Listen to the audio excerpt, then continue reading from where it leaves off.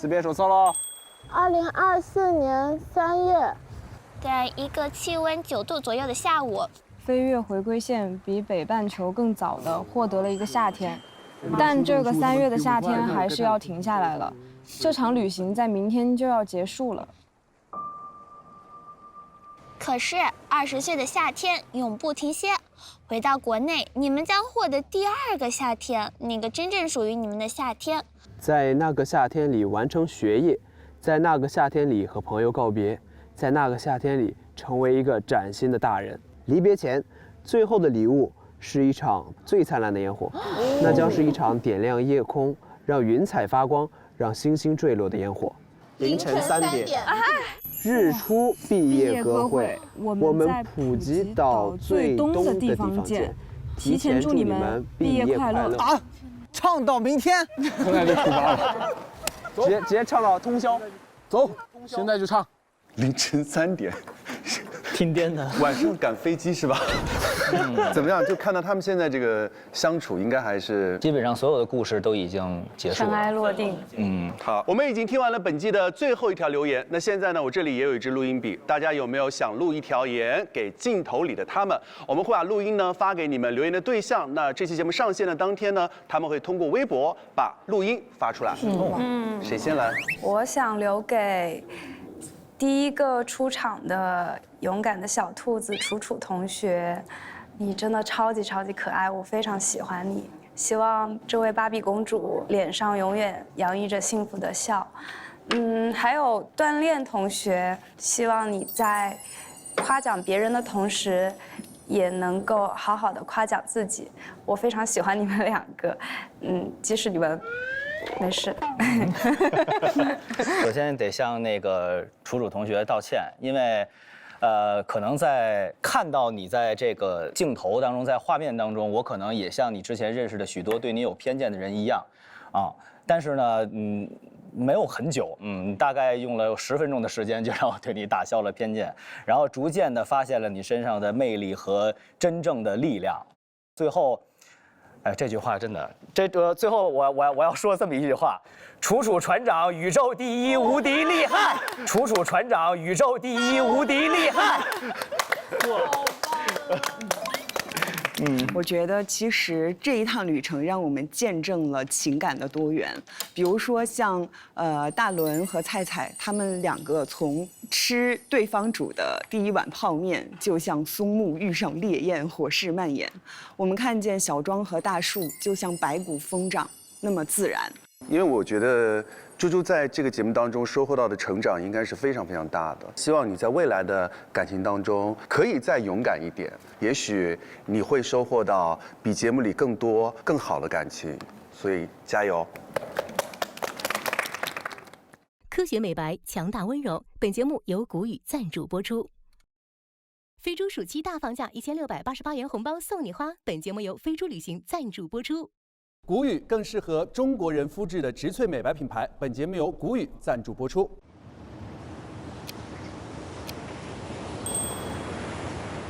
走，跑起来！哇，跑起来！哇，我怎么跑起来啊？哇 ，Let's go！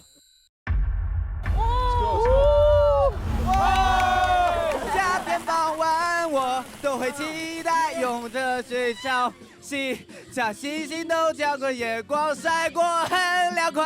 3点半，关键还换了一套妆容，换了一身衣裳，真厉害！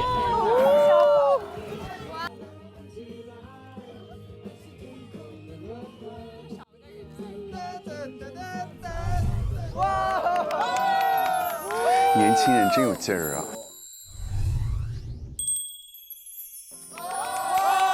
先入座吧，就坐吧。这是树桩。我做小树桩。哎呀，我的发型儿。我蚊子是主持人啊，今天的，好帅！哇，好有型啊！鼓掌！欢迎来到我们春日4班盛大的毕业典礼，在普吉岛这个美丽的小岛上，共同见证这个特殊而珍贵的时刻。下面我宣布，春日4班毕业歌会现在开始。首先我们要欢迎第一位木木。然后这么快，好。OK 我调整一下情绪啊。这里是木木对春日4班的同学们的离别赠言。我是一个有非常多缺点的人，就像枫叶同学在餐桌上说的那样，我是一个非常在乎自己形象的一个人。我喜欢把自己的头发打乱，去摆弄成自己喜欢的模样，然后我还喜欢一切反光的物体，因为可以照镜子。怎么还3字语呢？其实现在呢，我可以在晚宴上去大口的去吃饭，躺子上把自己晾干，让大家知道我最放松的样子是什么样子。这是我们所有人对我的改变。在1个多小时之后呢，我们可能就要暂别彼此，散落在这个星球的不同角落上了。无论未来我们的身份如何，心理师、石油工程师，或者是超模，我们永远都是春日4班的一份子。希望我们永远铭记曼谷的夜、普吉的海，还有我们的约定。讲真好。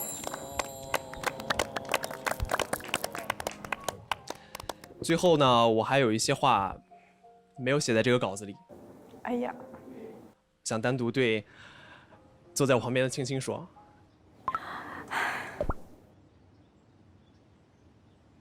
你可以上来吗？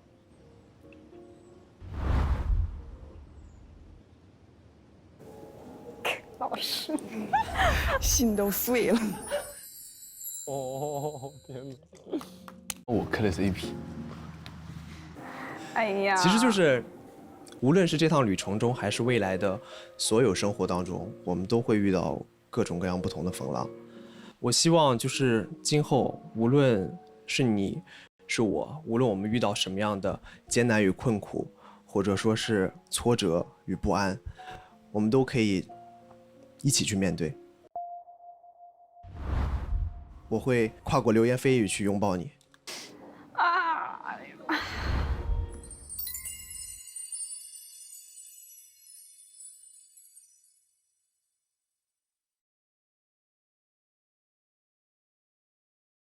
爱能克服远距离，多远都要在一起。你已经不存在我世界里，请不要离开我的回忆。这首歌选的也很适合，对，太确切了。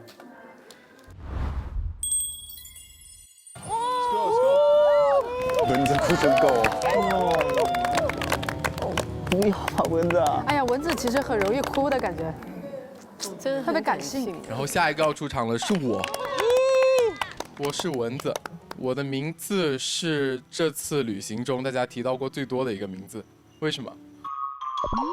蚊子太多。因为大家每天都会说小心有蚊子。还我情绪，真的。我们大家分别从北京、洛阳、香港、连云港、长沙来到这里，也将在明天太阳升起之时散落成繁星。没事，蚊子，没事，蚊子，加油！但是希望大家的人生都会有一场来我家乡海南的旅行。希望你们以后不要说小心有蚊子了，记得要说，他还哭了一下，要说放心有蚊子。我还记得在饭桌上，大家给我的体验卡上都送上了祝福。小庄说的是多喝牛奶，天天开心。当时我说实话，一开始我觉得你给我的祝福很敷衍，让我想哭又想笑的。但是我现在仔细想想呢，还是觉得有点敷衍。但是再后来想想呢，发现原来你在这段旅程中，一开始就在坚持做一件事儿，那就是让大家开心。我的银行卡密码是，我先告诉你，别哭。妈，你看，妈。尽管有时候你会焦虑，也会怀疑自己，但是只要你站在大家面前的时候，你就会立马切换成你所谓的他们是真的好朋友，乐观开心的小庄，为大家带来欢乐。所以我也希望你说的开心最重要的前提是别忘了自己也要开心。带我给他一个拥抱吧。写个段老师的，段炼老师说的是天仙男神勇敢的做自己。我想对段老师说的是，你是一个非常才华横溢的男生，我也能深刻感受到你从刚加入时的挣扎到现在的收放自如。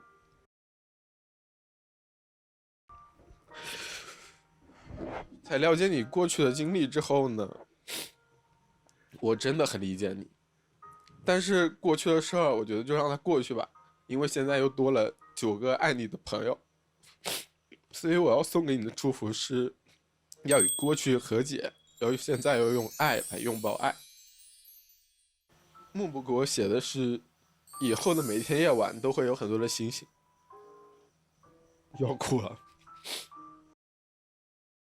我想跟木木说，你是一个性格很开朗，然后相处起来特别舒服自然的一个人。在曼谷我们大家初次见面的时候，我当时其实自我介绍我特别紧张。其实我也是春日4班的一员了。当你那双炯炯有神的眼睛看向我的时候，我就像抓住了救命稻草。所以我给你的祝福是，不开心的时候一定要多照照镜子，因为那里不仅有你的那张帅脸，更是因为你的眼睛里也全都是星星。哇，他真的好感性哦！啊，天哪！文字真的好用心啊！他真的好用心哦，好棒啊！哎呀，他和段炼两个是最敏感的。然后菜菜对我说的是，你在我们心中是最帅的巨人。我想跟菜菜说，菜菜其实你是一个外表看着很高冷，但其实内心真的是一个超级温暖的一个人。很多时候，这是什么意思啊？什么意思啊？这是什么意思啊？为什么搞笑的事都发生在文字这儿？把这个丢了吧，因为真的没有用。哦，那个有用，不行。这个得看，怎么又好笑又好哭？真的，就这个是大家的祝福嘛。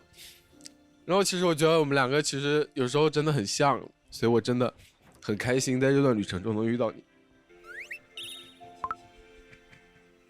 然后就剩下女生们了。猪猪说的是放开玩，一切都是体验。其实我没看懂这句话什么意思啊。你应该想说的是想做什么就放手放开的去做，所以我希望你以后也放手放开去做你想做的事儿，做一个更勇敢的人。楚楚说的是蚊子同学永远帅气。其实我觉得你是我们5个女生里面就是最单纯也是最勇敢的一个，因为你会在自己喜欢的人的面前，你会大声的勇敢的去说出来。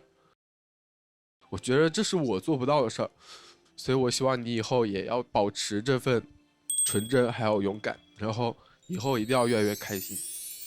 大树说的是你是最温暖的人，后面有3个5，呜。其实你同样很温暖我，因为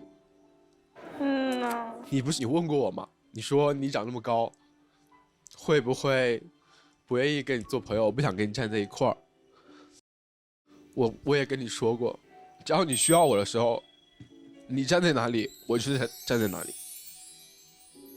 大伦老师说，毕业不是结束，是全新世界的开端。后面还有个拇指是吗？那是屎还是拇指？大聪明，大拇指。然后，其实我一开始对你就是真的蛮有好感的，但是既然都已经就是尘埃落地了，我觉得希望你们两个以后也要好好读。哎，等一下，先给你个拥抱。哇，他好真诚，全说的大实话。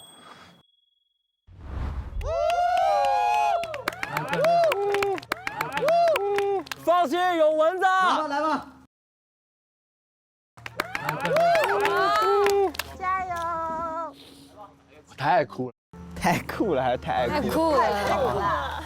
下面一个朱老师。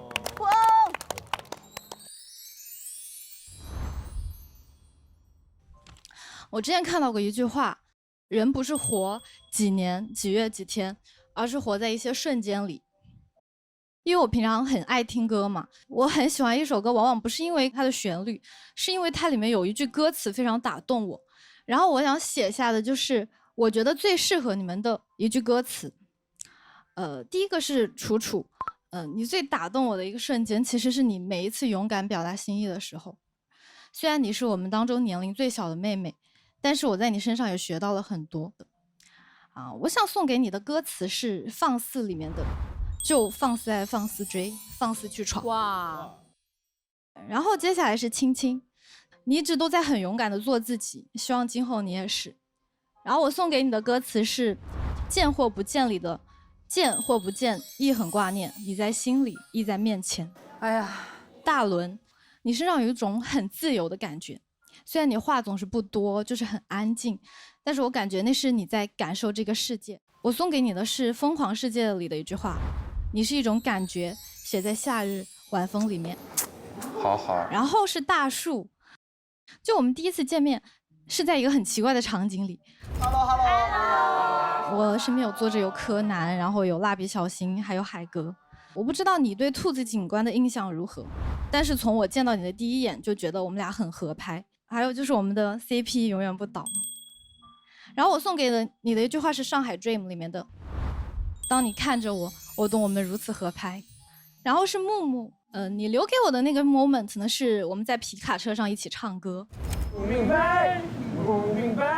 当时身边是川流不息的车辆，然后我们坐在皮卡车的后座，穿着校服大声的唱歌，就有一种时间暂停的感觉。我送给你的是《想听》里面的那句：平静的海依然充满热情暗浪。接下来是小庄，你第一次见面的时候，我真的以为你是一个二次元。乌鸦坐飞机，乌鸦坐飞机。你很可爱，而且很帅了。然后送给你的是《夏日最后的烟火》里面那句：可以是脆弱，可以是不完美的。然后就是恋，你留给了我的那个瞬间，是我们一起路演的时候，我们一起站在舞台上，风吹过，然后台下的观众用泰语为我们加油。那天你在台上调试吉他的样子很认真，真的很特别。你也不需要改变什么，我相信一定有人会喜欢那个完完全全原原本本的你。我送给你的是不计划太多，反而能勇敢冒险。然后是菜菜，你留给我的瞬间其实比较多吧。哎呀，就是你第一次自我介绍的时候给我印象很深，就你看起来很高冷，然后给人一种可能生人勿近的感觉。但是后面熟悉起来，发现你就是挺幼稚，也挺可爱的。你总是在尽力的活跃气氛，然后就是各种整活，然后带给大家很多快乐。我送给你的是《盛夏光年》里的“让定律更简单，让秩序更混乱”，这样的青春我才喜欢。绝了！天哪，真的好绝。然后就是蚊子同学，我觉得我们俩熟悉起来好像没有用太长的时间。我们第一次去夜市闲逛，就好像认识了很久的朋友一样。你留给我的那个印象很深刻的 moment 是我们俩一起跳海。被晒了一天的海水真的很暖，很开心我们可以成为很好的朋友。我送给你的是《稻香》里面的“让自己快乐快乐，这才叫做意义”。哎呦，最后就是关于我们全体，其实有很多很多个 moment 啦，但是给我留下很深的就是我们在最后一起吃饭的时候看的那场烟花。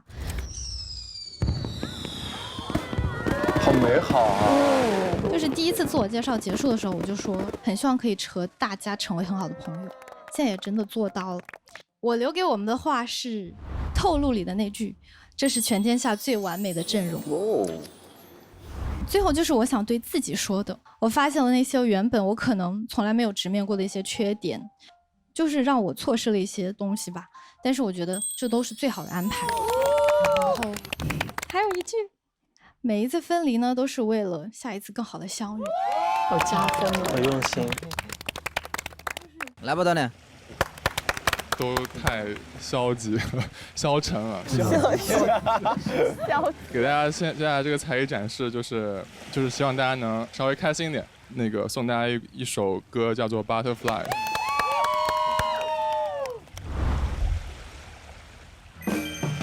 这数码宝贝啊！对，进化。太帅了！很感动啊，最后的进化。哇，这么帅吗？哇！你小时候看过这动画片吗？啊，你也看过啊？肯定啊。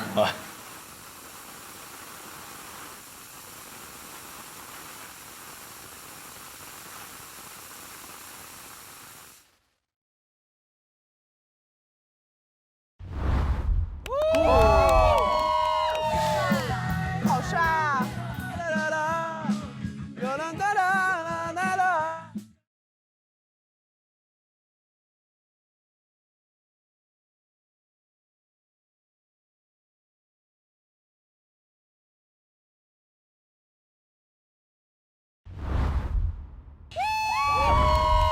帅，好棒哦，好帅！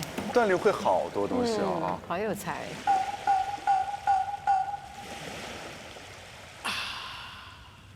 哦，他的才艺真多啊！我真的怕他一个人顶一个乐队。你们好，我叫锻炼，可以叫我练。很高兴认识你。欢迎新同学。很高兴认识你们。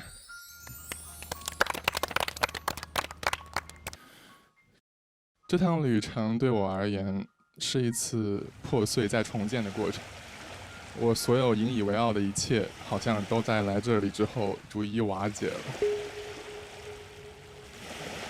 舞会上的大冒险。碰喜欢异性的头3下，把椰子交给一位异性。大象营地里躲闪的目光。还好。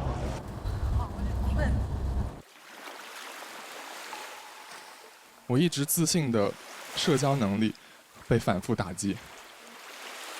我坚持了很久的健身，在我看到了木木那一刻，感觉我都白练了。我现在也没了，什么都没了。但是呢，就像健身一样，撕裂的过程是痛苦的，但是重建的过程却是弥足珍贵的。在 Last Dance 最后的那一秒，我第一次赋予感情以勇气。在滑翔伞上望向海面的时候，我第一次感受到人的情感在广阔的宇宙下是那么的渺小和微不足道。在没有秘密的星空下，我第一次选择和自己和解。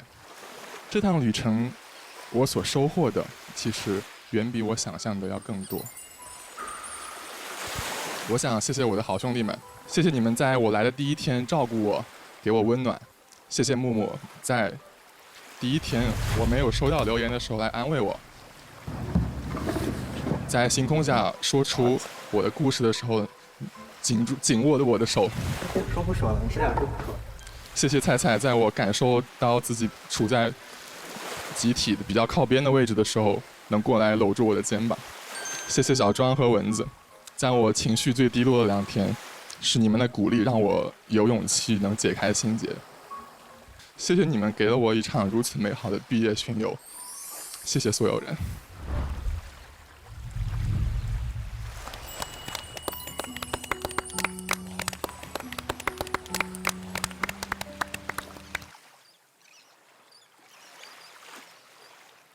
最后的最后，我还有一段话，想送给一个跟我性格挺像的一个妹妹。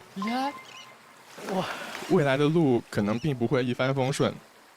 或许你喜欢的人不会喜欢你，或许你努力了很久的事情并没有好结果，但请你永远不要忘记做自己，不要忘记坚持你的内心。你所期待的人和事一定会出现在不远的未来，你所浇灌的那朵玫瑰也终会绽放出最耀眼的颜色。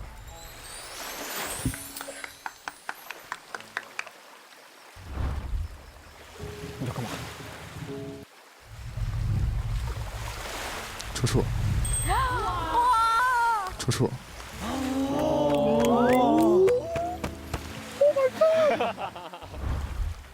谢谢。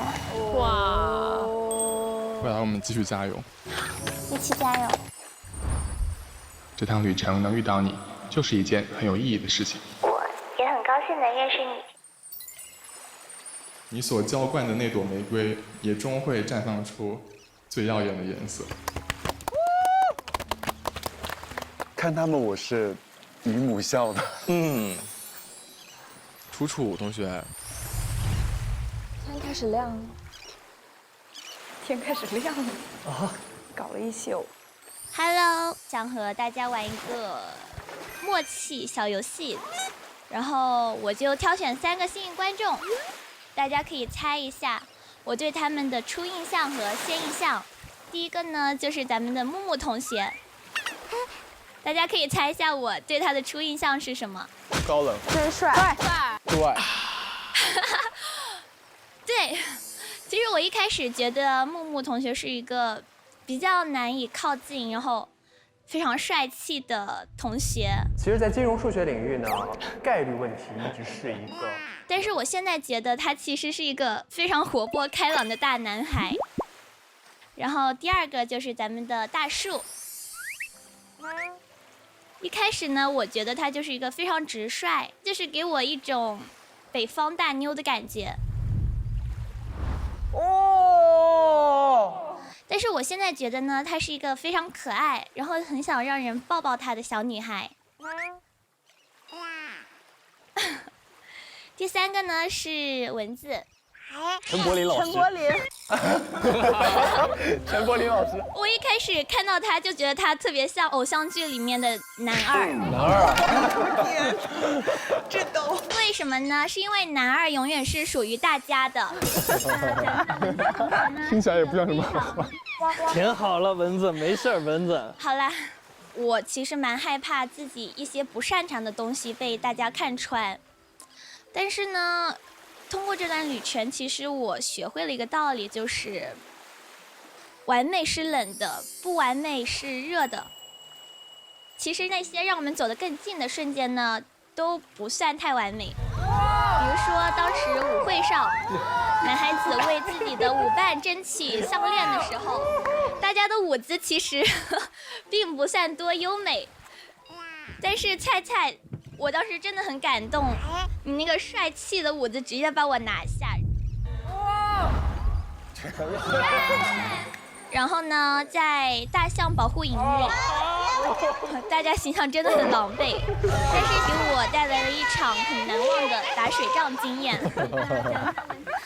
在最后一场咱们日落冒险的时候呢，很谢谢咱们端恋同学带给了我那么多惊喜。我好像在这段旅程中收到的第一束花和最后一束花都来自于你。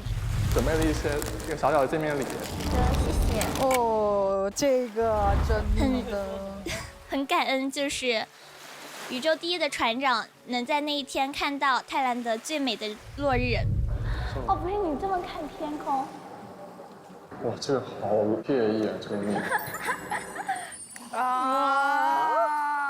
如果呢，把人体拆解成化学元素，其实我们都是由氢、氮、氧、磷、硫组成。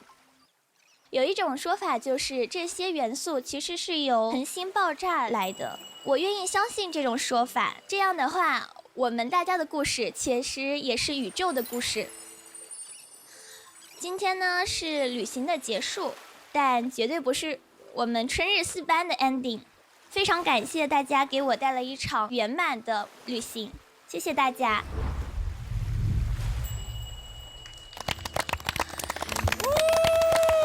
他们绝对高考作文分都很高。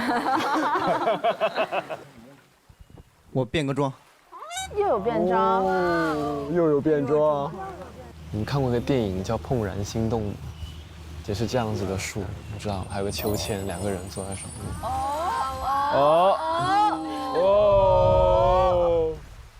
其实吧，就是就是大家知道我最主要的目的是什么？跳舞啊？幸运。对，就是幸运2个字。其实我真的也是同样感受。我认识了大家，我觉得真的很幸运。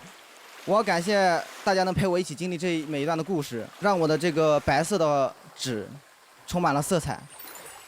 我接下来要唱的这首歌是我最后的秘密了。这首歌是我自己写的。春日4班的同学们。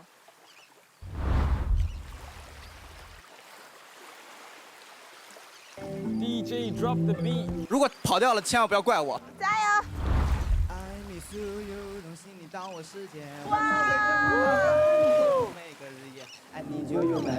太帅了吧！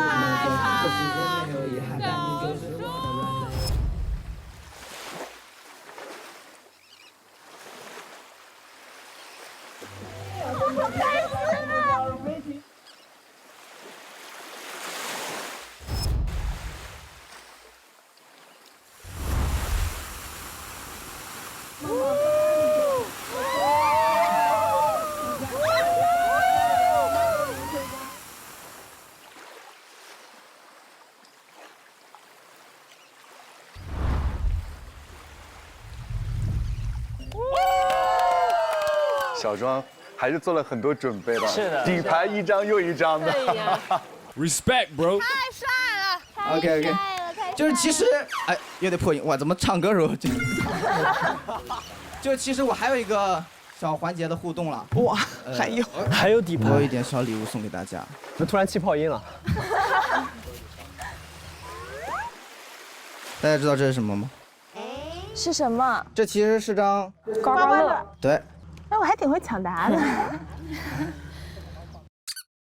有标记的是吗？幸运观众吗？然后你们可以刮开你们的刮刮乐。再来一瓶。再来一瓶。VIP 观演资格。无期限评委资格。对。我是评委。有私心吧？有私心吧，老师。美美，下面我们要进行一场走秀。哇哦！美女们，我们先来一遍好吗？然后评委要点评哦。来点掌声，男孩们！下面我们有请第一位。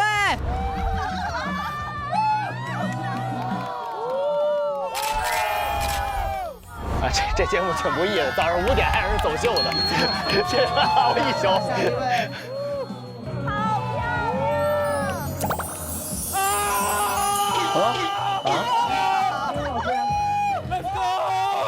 我觉得全都是超模。那你希不希望男孩们再来点？我们的木木。男人的胸膛是安全的港吗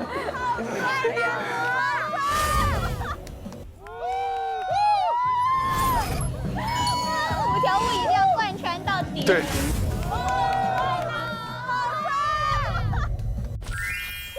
不期盼。哎呀，练真的好优秀哦，练真的很帅。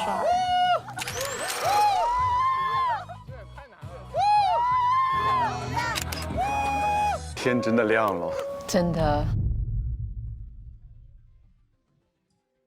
天亮了。你这个刚刚氛围搞得太快乐，我就是把大家的氛围要拉回伤感的部分了。怎么上来就鼓掌啊？我真的没有想到，就是这么快就已经到毕业歌会了。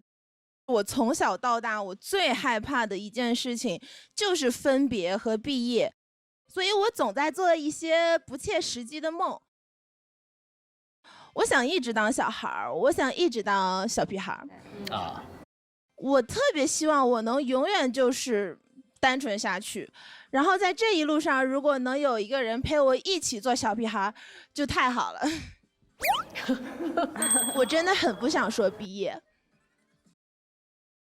因为我不知道我的人生中还能不能再有一次这样子这么清澈、这么快乐的旅行了。我真的会很想念女生房间里这帮女孩一天到晚哼哼唧唧叫我大树，或者说是男生跟在我背后叫我树姐的这些时刻。说到毕业总是会很俗套，我现在说的还不算太俗吧？没有听困吧？没有。好，我们来点俗的，但是时间过得真的很快。我们一堆人一块儿在海边追逐的时候，他们真的好开心，我们也很开心啊！太棒了！老师，太阳晒屁股了。3、2、1，我们是白纱组合。或者说是2个人一块儿在沙滩上散步的时候，还有那些美丽的不真实的烟花，美丽的不真实的日落，所有的这些时刻，就是我怦然心动的20岁。哎呀，我没有想到我这把岁数了能遇到你们这么好的人。这把岁数了。就是遇到了像那种初中、高中才能遇到的同学，而且每个人都还特漂亮、特帅，就是太幸运了。除了对大家说的这些话，我也想对一个人说，希望这一次的旅行是我们变成更美好大人的起点。是时候出发喽。是的，船长。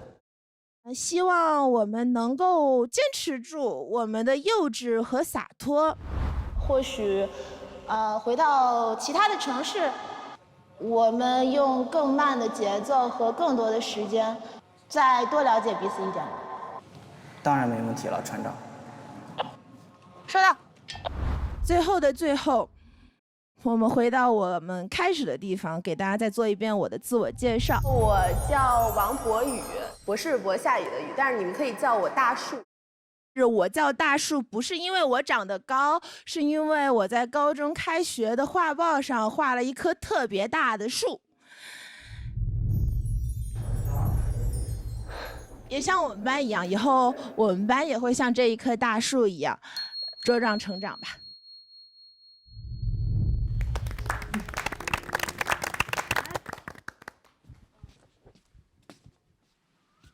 Hello， 大家好，我是大伦。致我们各位春日4班的我的同学们，非常幸运，我加入了春日4班。除了我模糊的小学记忆以外，这个是我第一次能跟这么多男生女生一起有一个班级的概念，能进行这么一场美妙的乌托邦一样的毕业旅行。其中呢，我最难忘的其实不是别的，而是那次在金密岛，我听了一条来自远方的留言。所以在这里，我想当着那个人的面跟你说，如果第一天楚楚知道这些情况，你还会参加这段旅行吗？不要后悔加入这趟旅行，因为你让我们，甚至让更多的人认识到了这么美好、这么可爱的女孩。楚楚，你听到了吗？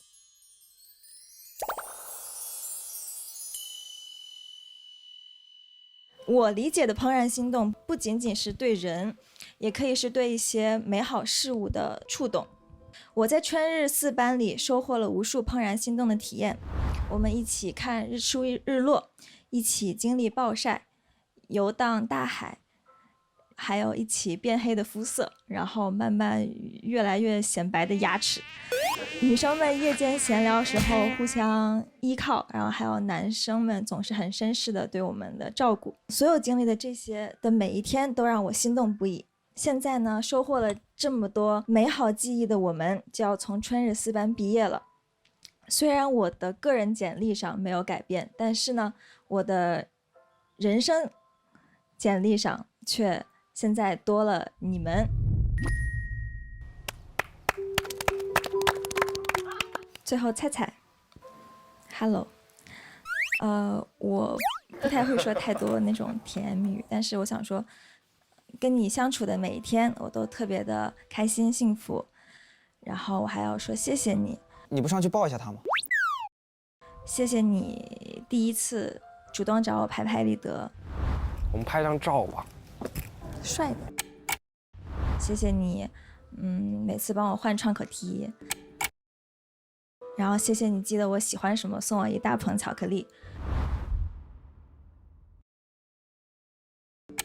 最后谢谢你在泰兰德的最后一个日落下暂停了时间，在沙滩的吊床上，让我听到了一位21岁少年最真挚的留言。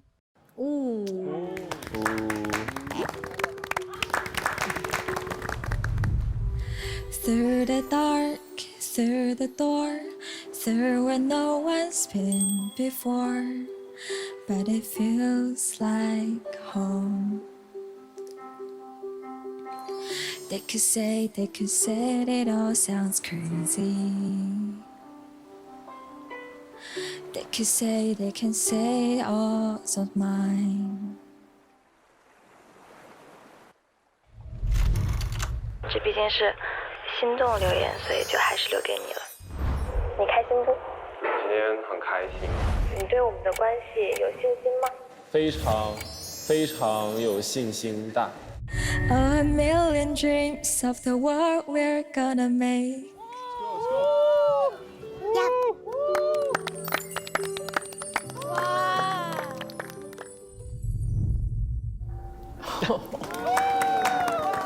哪来的话？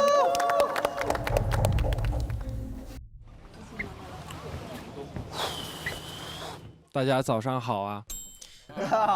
这个时间刚刚好，就是日落要出来的时间了。日落，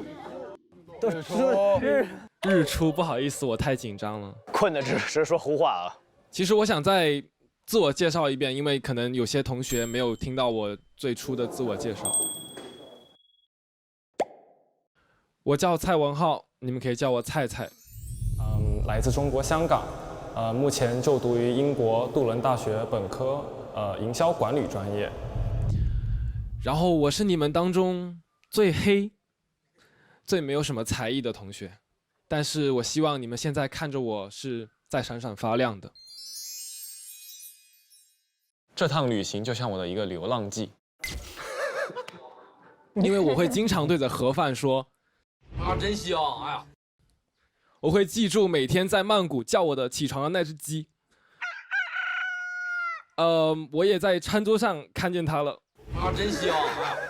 哎呀，但是说实话，最香的还是可以遇到各位 amazing、很人超级无敌美丽帅气的同学们，所以认识你们其实是我蔡文浩的福气。确实，其实日出对我来说也是一个非常特别的一个时刻，因为在我14岁的时候，我就被爸妈送到英国去了。14岁和21岁的太阳叠在一起，一颗是教会我如何成为更独立的小孩，另外一颗是教会我如何成为一个更真诚的大人。谢谢你们春日4班。我在现实生活中并没有说很多朋友，因为我其实真的也是一个很内向的人，只是我真的很喜欢你们少年人的真诚。其实最后还是要谢谢徐若薇同学了。我不仅发现了你很多闪光点，我们所有人都发现他还会读心术，对不对？对。所以请你走到我的身边。猜猜他现在想什么花？你知道吗？其实他还会让时间暂停。只要他打一个响指哦，这个时间就会暂停，所以请你打一个响指暂停这段时间。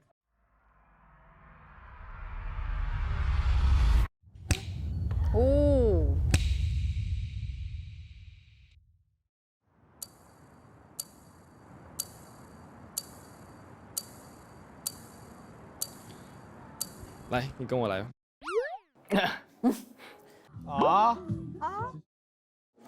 把别人暂停了，把别人暂停了。好，不带这样的。其实我暂停的这个时刻，是因为我想看一个属于我们自己的日落。日出，不好意思，这也是我们第一次看的日出，所以在这里拥抱一下，希望你永远记住这个 moment。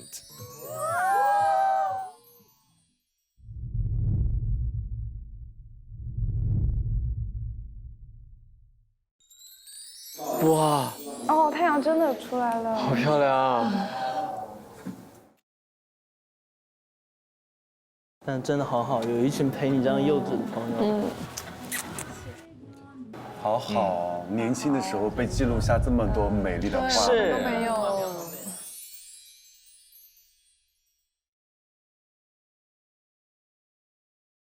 哦，羡慕，谢谢。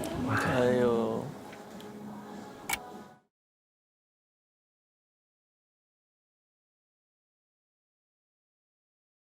哇，太阳升起，不是还没给人解开呢，怎么就结束了？这该班不是暂停了吗？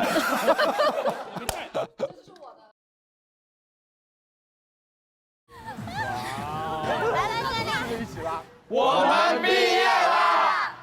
我们毕业啦！恭喜！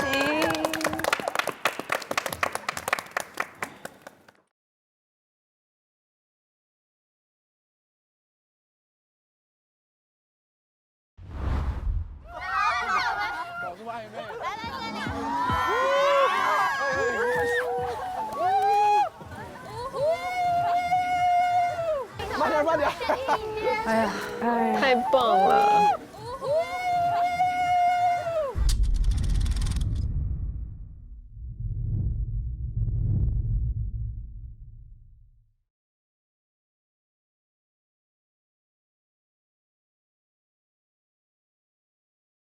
共东洋拍拍西麦，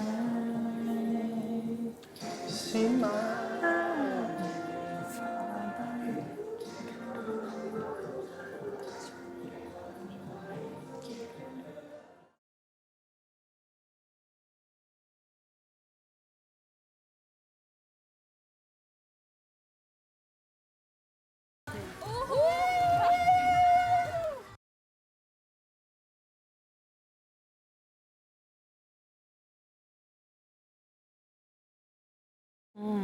行，咱也算毕业了吧？咱也毕业了，咱也毕业了。快从电视里爬出来吧！来来，恭喜恭喜恭喜恭喜恭喜！真美好啊！确实确实。一起看着日出，一起重新开始，进入到人生的下一个步骤。他们录制的时候应该是3月份，所以他们是提前预知了一个夏天。哇！但实际上我们今天录制的时间是6月21号，夏天才刚刚到来而已。一年过了2个夏天。所以他们是要重新回到我们这个夏天，回到他们正轨的生活跟学习当中来了。所以就像沈月说的那样，接下来不如把他们请到观察室来，快来吧，好好看看你们自己，好不好？ A few moments later. 下周2 12点还有额外惊喜加更，学长学姐呢将会返场，和春日4班全体一起重回开学典礼，欢迎收看。哇！最 happy 的时候，期待值拉满。快来快来！来，首先第一位，让我们欢迎到的是木木同学。Hello， 大家好。终于见到各位老师们了。好。来。哦，果然是又高又白。真的。我先坐在这里了。行好。接下来让我们一起欢迎到的是楚楚和恋。楚楚和恋。哇！哎呀，好久不见！哎呀，好久不见！好久不见！你干嘛？好久不见！你干嘛？我们还有些话没有问清楚。弟弟吧。请坐。来。来，第3组，让我们欢迎到的是猪猪和蚊子。他们跟我说蚊子变帅了很多，我要看看。Hello， 老师们好，你好，蚊子，你骗了我好多眼泪。老师们好。蚊子，今天晚上有星星吗？蚊子。有，包有的。有星星。包有。来，接下来让我们欢迎到的是小庄和大树。Hello， 两个牵个手就进来了。你好。Hello， 大树有多高啊？一会儿告诉我。好的。真的有点高。最后我们欢迎到的是大伦和菜菜。欢迎。Hello， 好亮。好嘞，欢迎大家。跟慢曼谷大学一样。曼谷大学，怦然心动。大家想先从谁先问起呢？那各位老师最好奇谁呢？我们先问问小庄跟大树吧，好不好？哇哦！你们对小庄跟大树有没有？一开始我做一下俯卧撑你们对小庄跟大树有什么样的问题呢？你看我干什么？好多问题，你说那个。哎，为什么看到他们出现，感觉像偶像剧的主角走了出来，对，反而变成我们是不是有点紧张？我们也在紧张。对，是我们紧张感觉。我先问一下吧，因为在节目当中感觉还蛮好的，所以现在你们俩的关系怎么样呢？就是，你想先表达？我先表达吧。你表达。其实是这样的，就是我们到现在还是一直保持着交流沟通的，但是其实有一个点就是我们节目之后遇到了一个问题，就是大家都是忙，毕业就回去毕业了。哦，忙毕业。不巧的是，正好我们有时差嘛。啊。但是不幸中的万幸是，好像没有什么代沟。他的时差和我的时差一模一样的，就我可能会比较熬夜。我是早起，我跟他是同一个周期。哦，那你们要在一个国家还过不了了。保持现在这种关系，发现滑点。世界上最适合异国恋的。所以这样子分开到现在，这样讲应该是3个月左右。对，很神奇。你们有淡掉吗？这个就是我想说的很神奇的事情，就是我们每天都会聊天，然后就是每天也会说早上好、晚上好，然后分享彼此生活里的事儿，就感觉每天什么都聊。因为我洗澡的时候都在回你消息。没有吗？又给自己贴金。所以就是还在交流的阶段。对。因为刚回来，刚见第3天。那大树你还回去吗？我看我这个夏天过得开不开心？压力给他，应该不会不开心。那暑假你有安排吗？有一起计划的旅行吗？有，但是我不能告诉你。是，你也不用再计划上我。保密协议啊。对，那个记得拍 vlog， 我们还得点评呢。我们还得观察，继续观察。好的。我看一些网友就说，你们俩有一点身高差嘛，可爱的身高差，网友想看。你们俩比身高，其实也没有那么，也不只是网友。想看。OK。等一下，我想看你把鞋子脱掉之后来比。哎呀，这个我还有老师，我还有给他准备，就是额外的。开玩笑。你还给他带了增高鞋垫啊？现在其实也不用带了，我朝我兄弟要一下就行。来帮我们比比吧。好。你介意吗，小庄？我不介意。现在其实还好吧？是，其实小庄不晚，小庄蛮好。对，就现在其实还好吧。我往后站一点，然后我往后站一点，你挺胸。是还挺好的 OK 的吧？真的是小庄其实不晚。其实还好吧，老师。是，我觉得挺好的。很合，就差大概1公分。那我要把鞋得穿上。你想穿上再来一张吗？来吧。啊，服装设计嘛，从头给你设计到脚。对，这没有，这也没有，这没有。是。这偏出来了，我没有啊。我也没有啊。我也没有。我已经够高了。行了，来吧。这上面的空气是不错啊。正好了。是。你知道他们俩除了身高还有一件事儿，就网友老觉得小庄无法公主抱大树。这也太小看太小看小庄了。把我1级证呢，我拿过来一下。小庄肯定可以。你试过吗？咱俩没试过。万一没成呢？对，是这样。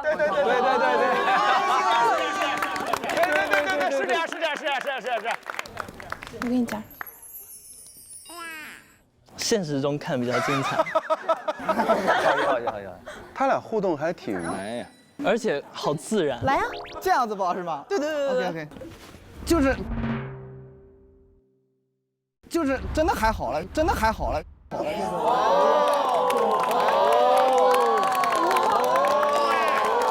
轻松啊！大家再见。就走了，抱回家了。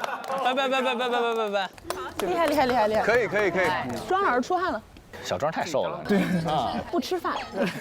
那接下来我们再来问问菜菜跟大伦吧，好不好？我有问题的。哟，来你的问题。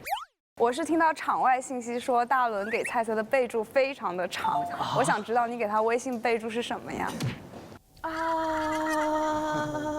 不能骗人。没事，现在拿手其实机看。不，其实这样是菜菜后面加了一堆表情包。哦，就是其实是一些回忆那种，有大象，然后有巧克力，有花儿这种，是一堆那个 emoji 在后面。那我来问了啊，来，左哥，菜菜，请问第一问，舞会那天怎么会没认出来是猪猪呢？哇，马上回答。我好喜欢这种环节、我不敢讲。老师的问题都太犀利了。哎呦，怕溅着洗。他们仨。来，往这儿窜一点。我来回答一下您的问题。因为楚楚和猪猪的身高啊、身材都比较接近的。然后我记得当时我眼罩戴上之前，其实看到猪猪的站位其实是站在第3个的，所以我以为是他在第3个位置，所以就没有认出来。我觉得都是命运的安排吧，就过去的事情也发生了，然后现在的结果是我觉得最完美的结果。哦，好的，完美的第一答。来，第2问，为什么那么爱删抖音呢？这位知道。其实我也叫山菜老师，我也叫山菜。你好，你好。我跟大家解释一下，因为他老删抖音，然后有人给他取外号叫山菜，有点叫菜菜。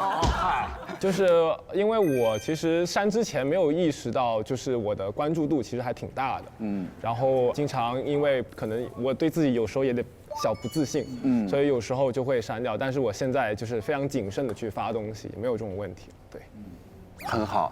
第3个问题，请问为什么那么容易手滑呢？这就是怎么回事？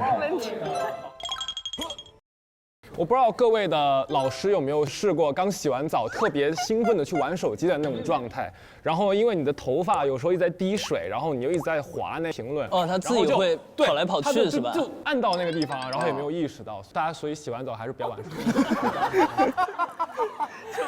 我也经历过，这个我真的经历过。第4个问题，还有问题呢？也是场外信息，网上扒来的。请问，去日本到底是2个人还是群体？太犀利，太犀利了！你能再来点吗？我也很想听。我也想瓜田里的茶。其实对，我们一起去了日本旅行，就是属于我们2个人的时间。哇，好棒啊，很棒。其实问这些啊，因为真的是你们经历的真的很多，其实也没有做错什么事儿，没有。但有的时候这个大家的解读都不太一样，所以也会给你们带来很大的一个心理压力。这也一直以来，我经常在节目中说一句话：谁被24小时放在一个镜头当中，连续被这样看多少天，然后经历这些，其实谁都会经历到网上的很多事情，都不容易。那还有一个问题就是，你们俩现在的关系是？我都已经被做成那个样子了，都单独去旅游了。其实我们现在就是在热恋当中，就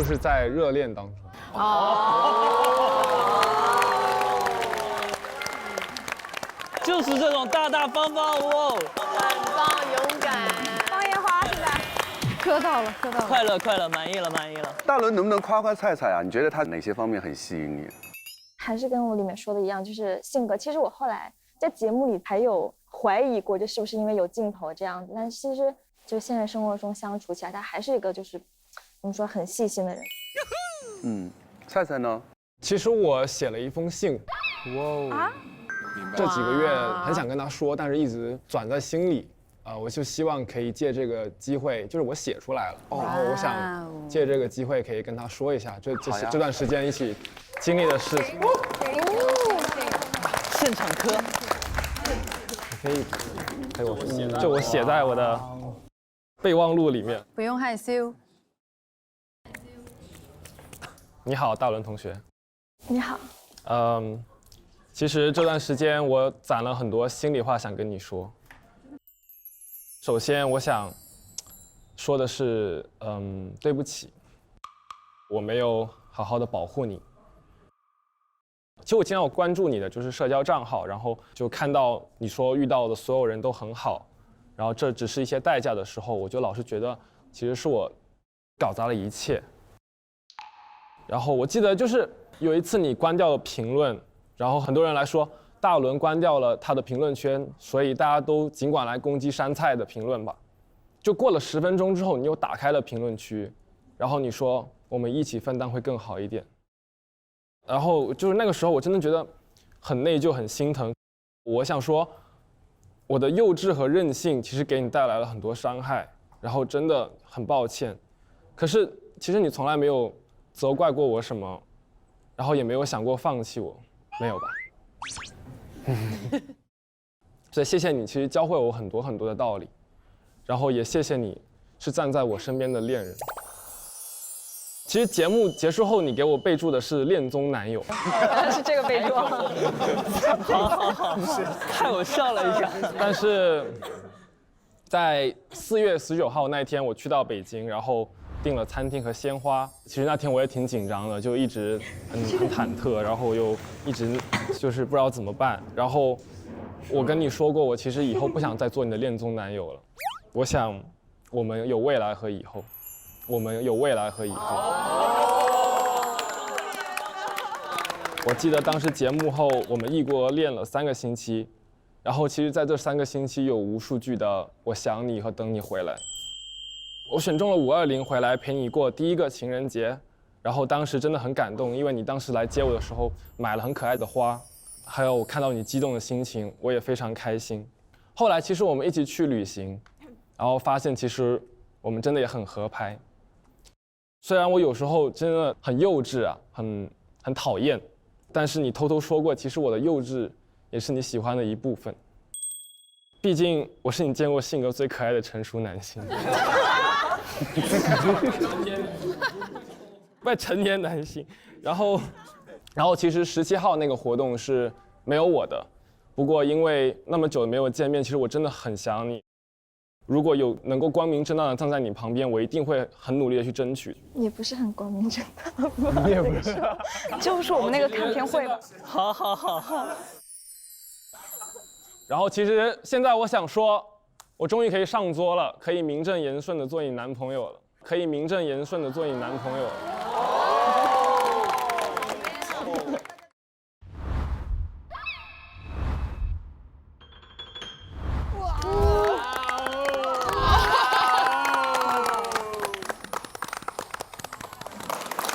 亲一下，亲一下，大点声，老师。亲一个，亲一个，亲一个，亲一个。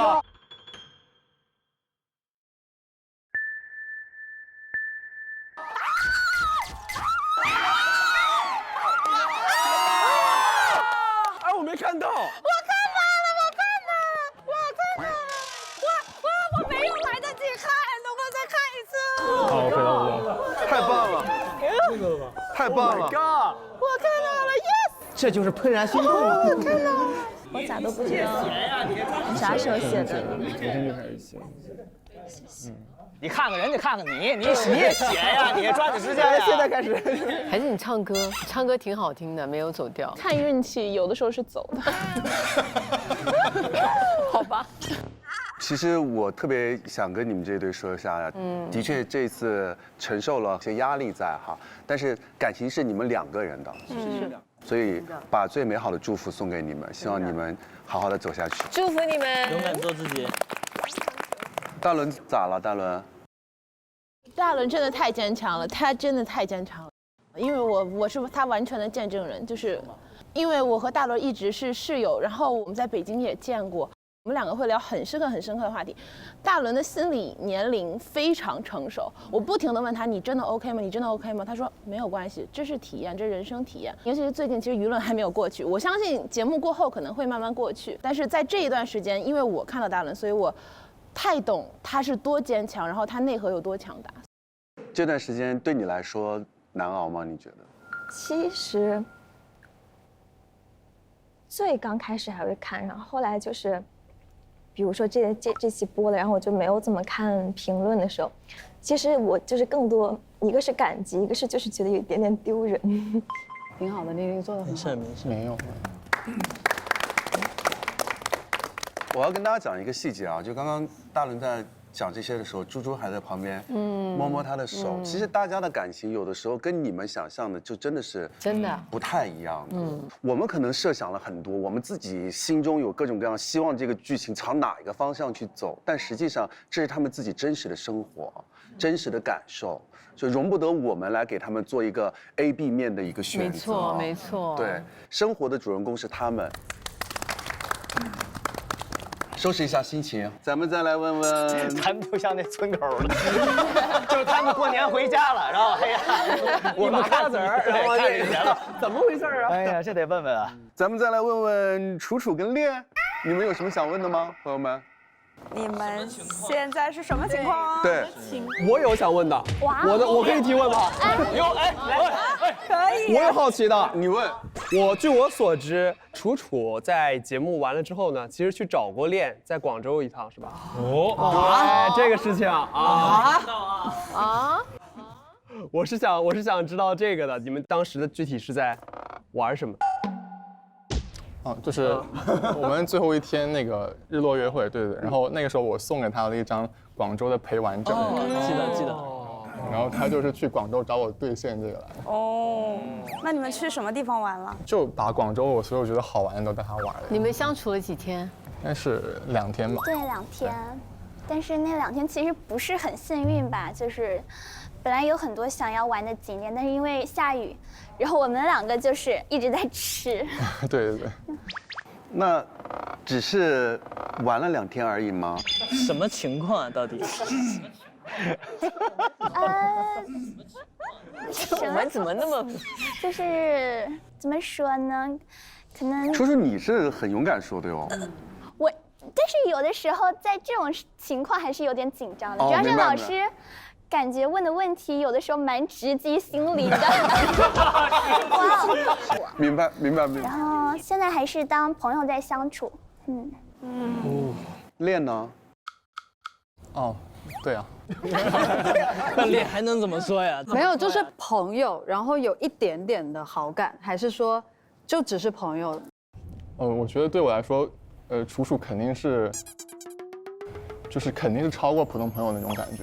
我们度过了这10天，第7天的时候，不好说他是不是，但是对于我来说，在我心情最低谷的时候，是因为他的出现让我慢慢走上了上坡路，所以我非常感激楚楚。然后我觉得楚楚对我来说也永远是一个就是超过好朋友的一个关系啊。对，你也超过好朋友吗？哇，老师我就知道，就是轮到你了。虽然你回答很谨慎，但他回答不是很谨慎。因为你们的回答很关键，如果你们就是回答是另外一个答案的话，我就会有别的问题要问你们了。哇，一波接着一波，但是我可能讲句老实话，就朋友关系。朋友关系。对。好，那我就新问题要问你了。朋友关系对不对？对。你到底在节目里喜欢小庄在喜欢什么？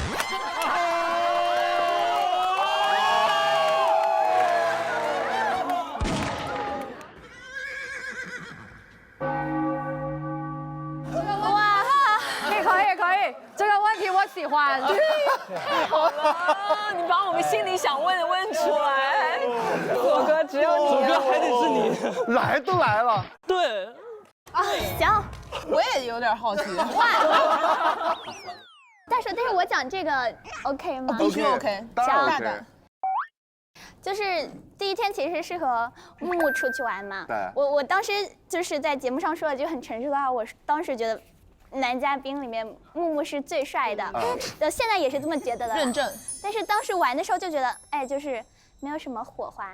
但是第2天的时候，和小庄在一起的时候，其实是会紧张的，就是你懂得，面对喜欢的人，就是会有一点那种反应啊。反应。因为我蛮慕强的，我就觉得小庄身上有很多技能，就是拉满。木不够强。我不知道是也强，但是他们不是说吗？当觉得一个男孩子可爱的时候，这个人就完蛋了。所以当时就会很可笑。完蛋了。他们现在都说我是超绝钝感力，但我当时就真没意识到，我当时就真觉得我可能努力一点，他就会回头看看我。哦，后面发现可能视角不太全面，没有感受到其实他也正在追逐另外一个女孩子。是，那个芭比公主和那个蜡笔小新不同两个国度的解读，他是解读成异国恋了。异国恋。我当时看那片子，心想说小庄在拽什么啊？打我吧！完就那几天刚播出，小庄每天就是给我鞠躬，他说没有想到我居然是这样子的。我说没关系，没关系，没关系，没关系。再来一个再。就是给我呢。但我觉得小庄很幸福，也很幸运，就被楚楚啊、大树啊看见他身上很大的优点。对，被喜爱。真的。我也觉得，要没有你的话，我们也不会看见一个如此可爱的楚楚。真的，是的。感谢你哈。吓死了！怎么有一种阴阳的感觉？我们谢谢你啊！谢谢您，谢谢您，谢谢您。哎，那既然你都刚刚把跟恋的关系定义为朋友哈，那恋我就想问你一句了，我感觉到你对猪猪还是有一点感觉在的。我怎么没感觉到老师？超绝钝感力，好喜欢这个环节啊！老师，请问您是怎么感觉到的？我们都是看着这一季过来的呀。还是说都放在了泰兰德？放在那一刻了，就所有，因为我觉得就是猪猪，包括我们就是私下里接触起来，就是感觉她是一个非常有活力、非常有魅力的一个女生。然后下了节目之后，发现她更多身上的闪光点。更爱。您刚才那个问题就是放在，但是您刚才那个问题就是放在了那一刻，就放在那一刻了。但是恋真的是一个很优秀的，很优秀。因为我一直说你就是那种隔壁家的孩子，人又是那种很真诚，学习又好，然后那个才艺又特别多。谢谢老师的夸奖。没有，他已经在闪躲我了，已经在害怕了。他已经害怕我了。好，我听那个别人说楚楚说那个在我们当中有一个人是你的不能。所以今天我在现场给你一个机会，跟他可以有一个互动。哇！那么先告诉我他是谁吧。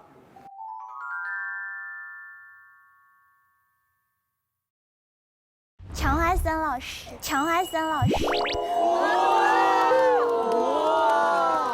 怎么还有这拍啊？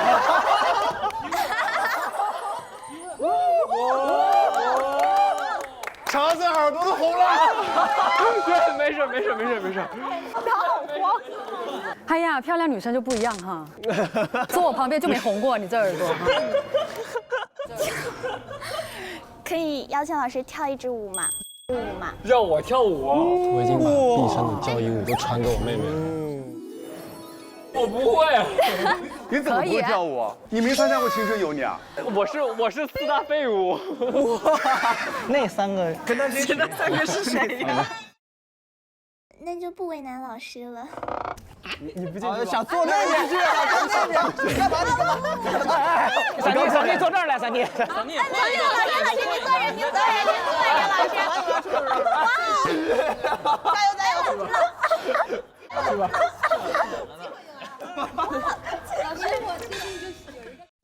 老师，我最近就是有一个心动的男人。你的第一表白一下。闪电脸都红了，我。是恋吗？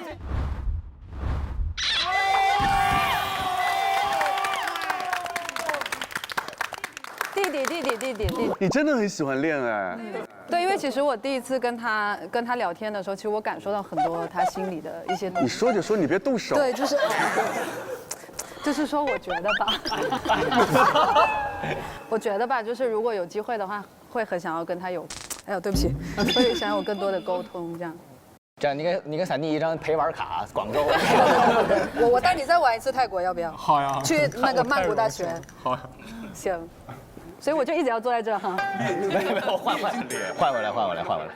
练今天一直有一种害怕的脸。我真的很。他坐那儿有点危险，回来吧你。超幸福的一天。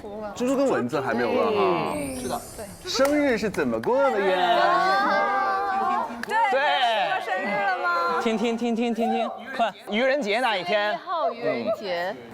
愚人节那一天。对，就是蚊子老师也是兑现了在节目上那个诺言，就是帮我点了2个生日蛋糕，哇，都很可爱，非常可爱。只是点了。对，人当然是没到场，没有多大诚意，其实也。因为当时我问他，他就是跟朋友在一块过嘛，然后我就想给他点一个就是专门属于他的蛋糕，然后还有一个是他跟朋友一起吃的蛋糕。贴心啊，真的很有心。那你跟你朋友说这个蛋糕是谁给你订的呢？说是说了没？某个神秘的朋友。说了。那你们俩现在线下的沟通如何呢？线下有过沟通吗？咱俩好像跟我不是很熟的样子。听说好像蚊子挺主动的。啊？什么剧？我怎么没感觉到？我也有超绝钝感力。是不是表现的比较隐晦啊？没有感受到。因为他白羊座，其实我对白羊座的女生蛮了解的，因为我前任就是。好，没听。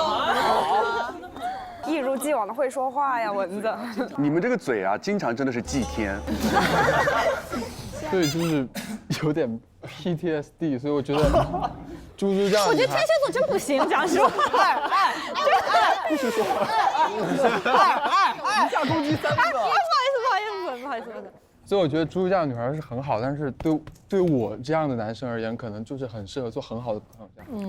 明白。那你们就界定为很好的好朋友。因为你们2个人都有一个绝活嘛，就猜星座嘛。你们要不要猜猜我们现场这些人的星座呀？可以，可以啊。那就常怀森老师可以猜一下您的星座吗？在哪呢？因为我刚大左老师，不好意思，刚就是给我留下的印象太深刻了，一下没中。3个问题吧。第一个问题就是，你觉得您是一个很急性子的人吗？我不太像。不太，就是你如果选餐厅的话，你会选那种常去的，还是就是每次常去的？您可以经常察觉到你身边朋友细微的情绪变化吗？可以。可以。那我大胆的推测一下，可能是巨蟹。很接近了。很接近哇！那你来，你问一个上半年、下半年就出来了。下半年不会也是天蝎吧？处女。哎呀，猜一圈，狮子座。这2个星座大师都有点下岗。其实也挺想跟猪猪聊一聊的，因为猪猪现在就是我看涨粉也涨得挺多的哈，开不开心啊？开心的同时就是有点忐忑吧，因为就是首先非常感谢大家对我的包容和喜爱，但是我可能确实也是，就是很多的缺陷，就是大家可能尚未发觉，我很怕某一天大家现在太爱我，某一天发现，哎，这人怎么不那样啊，就突然恨上我，然后同时呢，我也希望就是大家在包容我的同时，也把包容就是更多的献给所有的朋友，大家。最后再问了一下木木，到我了。你今天咋一个人来的呢？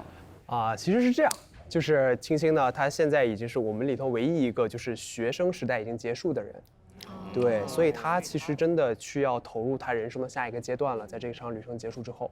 然后另外一个呢，她也想真正的去回归到她自己的普通生活里面，对，所以我今天其实是带着2个人的故事来这里的。那2个人的故事是？2个人的故事就是我们2个呢，现在其实都在上海。对。然后周末呢，我们可能会去一起找一些比较喜欢的地方，走走路、散散步，去真正的在线下去了解对方，去走入对方的生活里面。对。真能说呀，说这么多一句没回答。回答什么？就回答我们2个现在的状态是吗？对啊，关系啊，没审题。那其实是这样的，就是还是在节目里头那个最大的问题，就是异国的这个事情。还有再继续讨论吗？是的，有再继续讨论。其实这件事情，其实我也挺忐忑的嘛，因为毕竟也没有剩多长时间了啊。其实是希望跟他能继续走长远的路或者怎么样，但是我也不知道出了国之后的情况会是什么样子的。明白。对，哎，我可以提问吗？你可以啊，可以。我想提问一下郭麒麟老师。您说。哎呦，我以为问我呢。那你没你的事儿。您是比较喜欢个子比你高的女孩，还是个子比您低一点的女孩？你是什么意思呢？因为你第一期说选同桌的时候想选跟我做，但是后面大树出来的时候，你又说他是您的理想型。你是天蝎座，真假的？我在什么时候说？我在录节目时候口吐这种狂言。我是观察员呀，我怎么能说出这种话来啊？你也知道这网络环境，确实也是比较容易净化一下乌烟瘴气，我受不了了，我现在。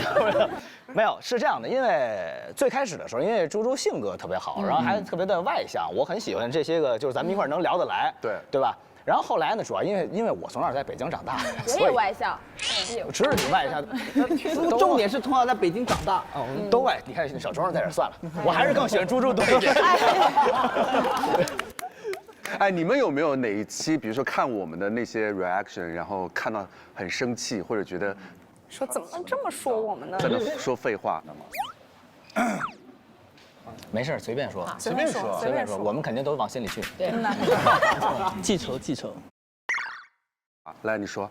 我跳卷心菜，你笑最开心。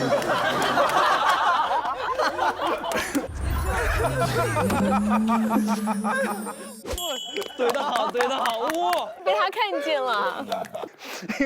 因为你真的是一个很好，我觉得他是个很搞笑的人。对，是。你知道你那个5条悟的时候，我简直笑疯了。好的。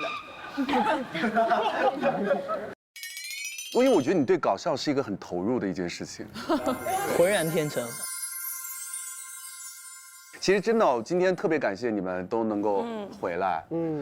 我一直在强调，就是你们其实是一群又很幸运，然后又特别不容易的孩子。应该是大树说的吧？说我没有想过我还能在这个年纪，还能拥有一群像初高中时期的一些朋友，真挚，这种感情真的是很真挚。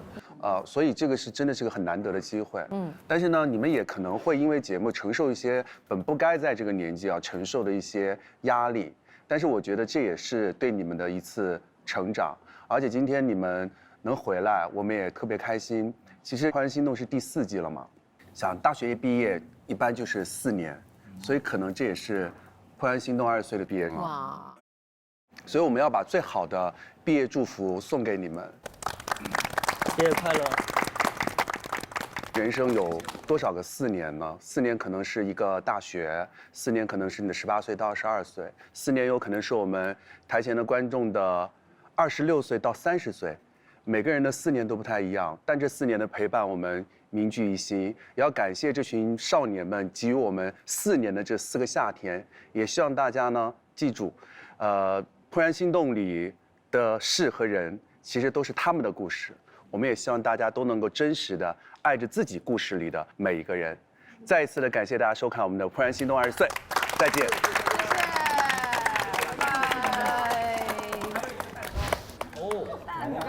来吧，合个影吧。好，还是怦然心动20岁，春日4班毕业快乐！耶！2020年夏天，4个人在一个总不开灯的房间里，有了一些想做新东西的冲动和想法。最早，我们为它起了一个更可爱的名字——扑通扑通的春天。在夏天结束之前，完成了一个有点漂亮的 PPT。起初并没有什么人相信这个节目真的能成，给素人发出去的很多邀请和私信都石沉大海，每个导演都在反复证明自己真的不是骗子。2020年11月，在绍兴终于面试并签约了第一个嘉宾恐龙。自我介绍一下吧。我叫赵金浩，是10后。第一次在白板上写下第一版的日程计划，第一次去四川踩点，第一次开机，第一次杀青，第一次全体审片，第一期节目上线。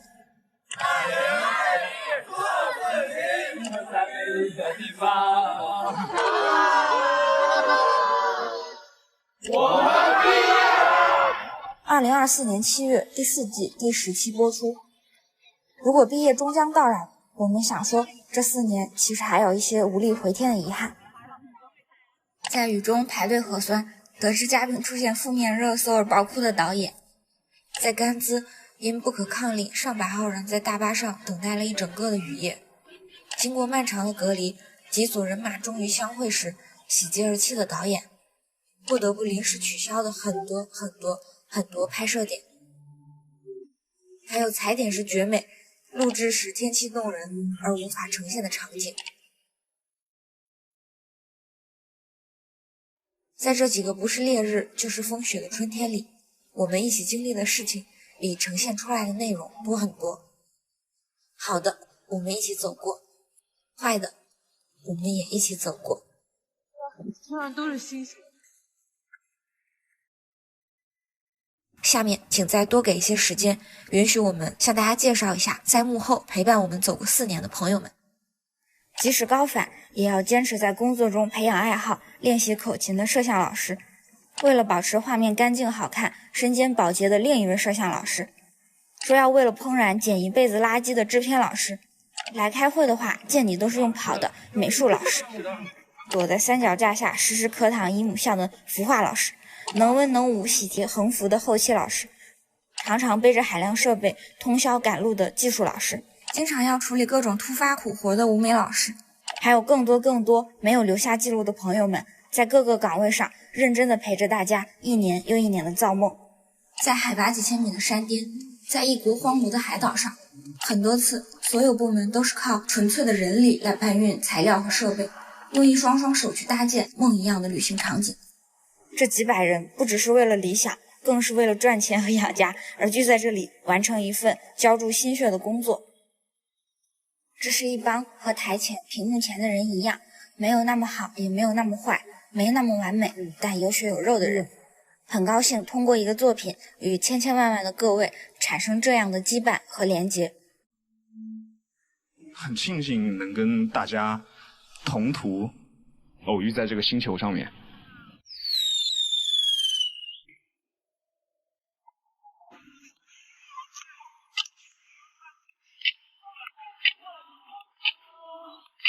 一年一年，怦然始终都在做毕业季的故事，一遍一遍的回望那些属于不同人的大学4年。如果我们也以4年一节点来审视这个节目的成长，那么4季之于我们就像毕业之于一个大学生。毕业快乐！20岁的夏天就先到这里了。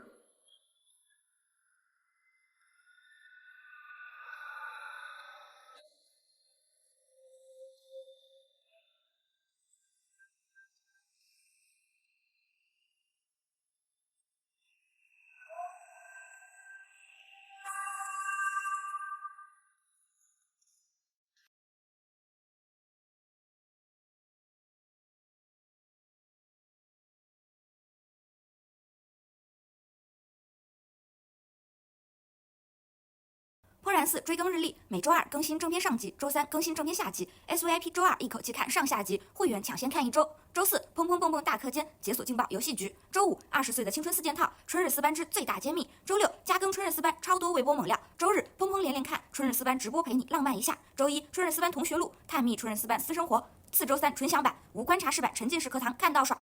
上微博搜索怦然心动20岁，参与互动，赢惊喜福利。上微博参与分享你20岁的夏天，一起邂逅炙热的美好吧！更多精彩内容尽在新浪娱乐、微博综艺、新浪综艺。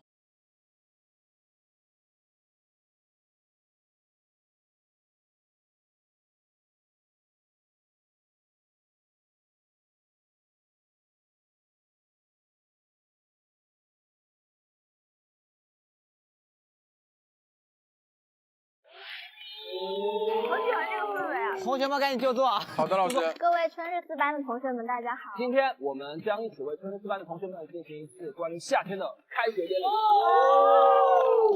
大家好，我是太太，你们也可以叫我山太哥也行。但是我这一次呢，其实是要重新夺回我星座大王的称号。哦。如果回到第一天，你会给谁留言？哇！你可以下速看。你不是少爷，是校队主力。嘿，第二选择歌，求你去上青春。对不起大家，对不起朱老师。没事没事，今天你也没排上。装什么青春男大，想把你眼皮缝起来。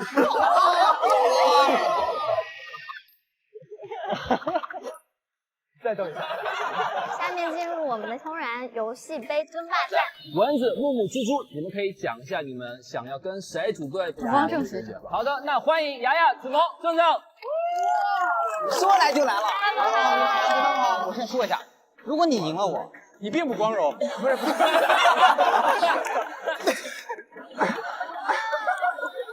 没眼看的，我真是抓喵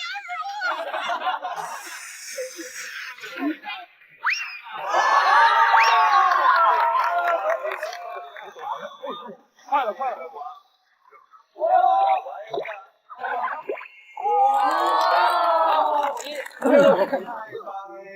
木木干嘛呢？